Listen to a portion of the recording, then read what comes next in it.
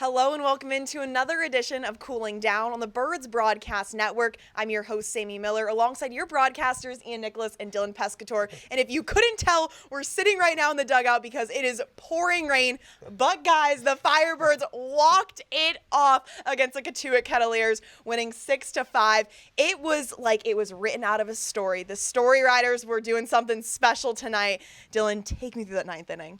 Well, you had a team in the Firebirds that were really coming close to scoring in the 6th and the 7th and the 8th. They got so close to tying the game. It was 5-4 the score. First batter up in the 9th, bang, Justin Rubin, left center field, home run to tie it. And then you thought about winning the game because the rain started to come down and you didn't know what was going to happen. You have Jack Penny singled. 2 quick outs of Hallback and Micheletti Jr. Things looked bleak for the Firebirds. And then a walk by Fenwick Trimble, a walk by Owen Carpellani, his first at-bat. He came in as a defensive replacement right off the bench, walked on the full count pitch, and then Eddie King walked on a 5-pitch walk by Teddy Brennan. Wins the game on a walk-off, literally.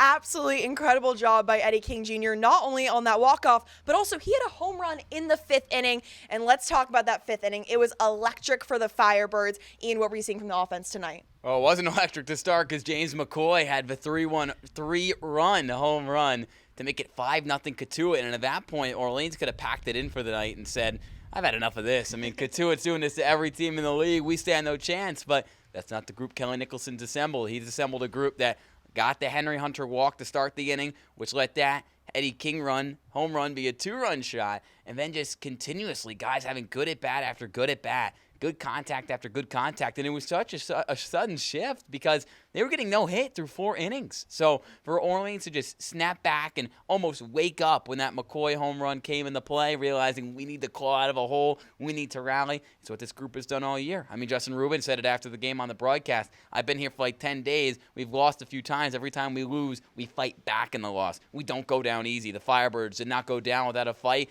and they won the game, so they won the fight. The Firebirds love fighting, and we have to talk about the pitching. It was phenomenal tonight, especially Matthew Watson. Yeah, starting pitcher tonight was Jonathan Gonzalez. He pitched well for 4 innings. But you talk about Watson out of the bullpen, his second appearance for the Firebirds. He's basically a new guy.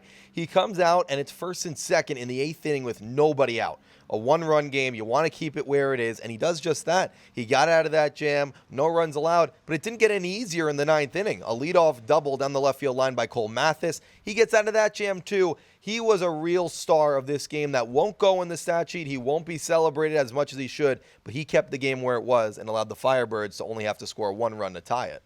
Absolutely incredible performance. And for the Firebirds, it was a huge win, of course, because of the walk-off and all the festivities that come with it, but also they snapped Cotuit's 8-game winning streak. They were the hottest team in the entire league. Now the Firebirds are getting pretty hot, Ian. Yeah, they're just taking care of business, Sammy. And I know it might sound kind of cliche, but they don't care what their record is, and they don't care who the opponent is. I mean, again, Justin Rubin after the game, he's like, I don't really know where we stand in the standings. But that's the mentality you got to have when you're going up against a juggernaut. You can't look at, them pounding Wareham 18-0, winning 8 games in a row, hitting home run after home run and say we can't be up to the challenge. Orleans has been up to the challenge over the last 3 days. I know Wareham, that game didn't go in the way that Orleans wanted, but the day before you beat Bourne, one of the hottest teams in the league, and then you beat another one of the hottest teams in the league in Cotuit. So Orleans is starting to stack up quality wins against great teams. They've also beaten YD a couple times too. The Birds might be 500, but it's about as good a 500 as you can get.